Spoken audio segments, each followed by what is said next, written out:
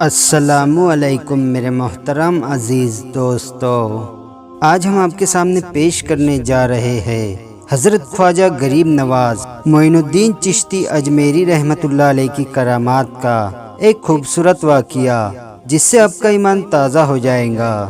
تو اس واقعے کو سمجھنے کے لیے ویڈیو کو اینڈ تک ضرور دیکھیں۔ دوستو، حضرت بی بی مہنور رحمۃ اللہ علیہ والدہ محترمہ حضرت خواجہ معین الدین چشتی اجمیری رحمۃ اللہ علیہ فرماتی ہے، جب معین الدین چشتی رحمۃ اللہ علیہ صلب پدر سے میرے شکم میں منتقل ہوئے تو اللہ عز و جل نے خیر و برکت کا دروازہ کھول دیا۔ دین و دنیا کی برکت سے میرا گھر بھر گیا اور دشمن دوست بن گئے۔ دن بدن عزت منزلت میں اضافہ ہونے لگا، تمام رنج و علم دور ہو گئے۔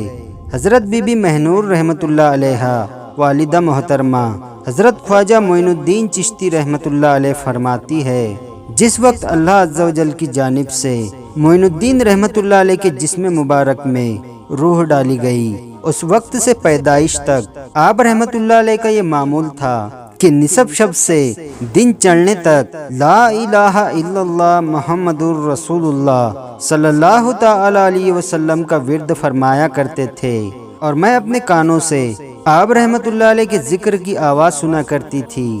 بالکل اسی طرح بیان کیا جاتا ہے کہ آپ رحمۃ اللہ علیہ انا ساگر کے کنارے خیمہ زن ہوئے تو دور ایک بہت بڑا مندر تھا، جہاں پر ہر روز سینکڑوں کی تعداد میں غیر مذہب کے لوگ آیا کرتے تھے، جہاں پر وہ اپنے عقائد کے مطابق پوجا پاٹ کیا کرتے۔ ایک دن فجر کے وقت حضرت خواجہ غریب نواز رحمۃ اللہ علیہ کا وہاں سے گزر ہوا۔ آپ نے دیکھا کہ بہت سے غیر مذہب کے لوگ مندر میں بیٹھے پوجا کر رہے ہیں اور مختلف سازوں سے اپنی عبادت میں مصروف ہے۔ ڈھول، تاشے، بانسری سب کچھ ان کے پاس تھا، گویا ان کو ان سازوں سے بہت محبت تھی اور شاید یہ ان کی عبادت کا ایک حصہ بھی تھے۔ آپ رحمۃ اللہ علیہ واپس اپنے خیمہ میں آ گئے۔ رات کو آپ رحمۃ اللہ علیہ نے اپنے مریدین باصفات سے فرمایا، کچھ لکڑیاں لے کر آؤ۔ وہ لکڑیاں لے کر آ گئے۔ آپ رحمۃ اللہ علیہ نے ان لکڑیوں سے ایک خوبصورت سارنگی بنائی۔ سارنگی ایک ساز ہوتا ہے۔ مریدین باصفا نے پوچھا، حضور یہ کیا ہے؟ آپ رحمۃ اللہ علیہ نے فرمایا، ہمارے دوستوں کو ساز بہت پسند ہے تو ہم نے ان کی دل لگی کے لیے، ان کی محبت کے لیے یہ تیار کی ہے۔ پھر آپ رحمۃ اللہ علیہ نے وہ سارنگی لی اور سویرے مندر سے ذرا ہٹ کر سارنگی کو بجانا شروع کر دیا۔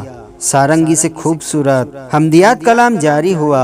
جب سارنگی کی آواز غیر مذہب یاتریوں اور پجاریوں کے کانوں میں پہنچی تو ان پر ایک وجسہ طاری ہو گیا اور وہ کھلے میدان میں جہاں غریب نواز تشریف فرما تھے وہاں اکٹھے ہونے لگے۔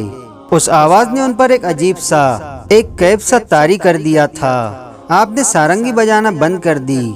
غیر مذہب کے لوگوں نے التجا کی کہ حضور سارنگی بجائیے۔ آپ سرکار نے فرمایا کہ کل آنا۔ اگلی صبح آپ ذرا جلدی گئے اور میدان میں پھر سارنگی سے اللہ کی صدائیں بلند ہونے لگی۔ جو مندر میں جا چکے تھے وہ تو وہی رہے اور باقی جو بچ رہے تھے اور جا رہے تھے مندر کی بجائے میدان میں سارنگی سننے لگے۔ بعد میں مندر والے بھی آ گئے۔ انہوں نے کہا، یا حضرت سارنگی بجائیے۔ آپ رحمۃ اللہ علیہ نے فرمایا کہ نہیں، اب کل آنا۔ آپ اگلی صبح بہت جلد مندر کے سامنے پہنچ گئے۔ سارے غیر مذہب کے لوگ میدان میں آ گئے اور کوئی بھی مندر نہ گیا۔ انہوں نے کہا، حضور سارنگی سنائیے۔ آپ نے کہا، ٹھہرو، پہلے میں جیسا کرتا ہوں ویسا کرو، پھر سناؤں گا۔ انہوں نے کہا، ٹھیک ہے حضور۔ آپ نے وضو فرمایا۔ انہوں نے بھی آپ کے پیچھے پیچھے وضو کیا۔ آپ نے صفیں درست کی، وہ بھی سب میں کھڑے ہو گئے۔ آپ نے اللہ اکبر کہا اور نماز شروع کر دی۔ انہوں نے بھی ویسا ہی کیا۔ پھر سلام کے بعد انہوں نے بھی سلام پھیرا۔ بولے، حضور اب تو سارنگی سنا دیجئے۔ آپ نے کہا، نہیں، اب سارنگی نہیں بلکہ مل کر وہ آواز سناتے ہیں جو اس سارنگی سے نکلتی ہے۔ انہوں نے کہا، ٹھیک ہے۔ آپ نے اور آپ کے مریدین نے کہنا شروع کر دیا، گویا لا الہ الا اللہ، لا الہ الا اللہ۔ تمام غیر مذہب کے لوگوں نے بھی آپ کے پیچھے پیچھے کہنا شروع کر دیا۔ ہر طرف اللہ کی صدائیں تھی، ایک پرکیف نظارہ تھا، وہ بے خود ہو گئے۔ پھر آپ نے ان سب کو کلمہ شہادت پڑھایا اور مسلمان کر دیا۔ اس طرح ایک بھی مشکل نصیحت کیے بغیر، تلوار تیر چلائے بغیر آپ نے سینکڑوں کی تعداد میں غیر مذہب کے لوگوں کو دائرہ اسلام میں داخل کر دیا۔ سبحان اللہ۔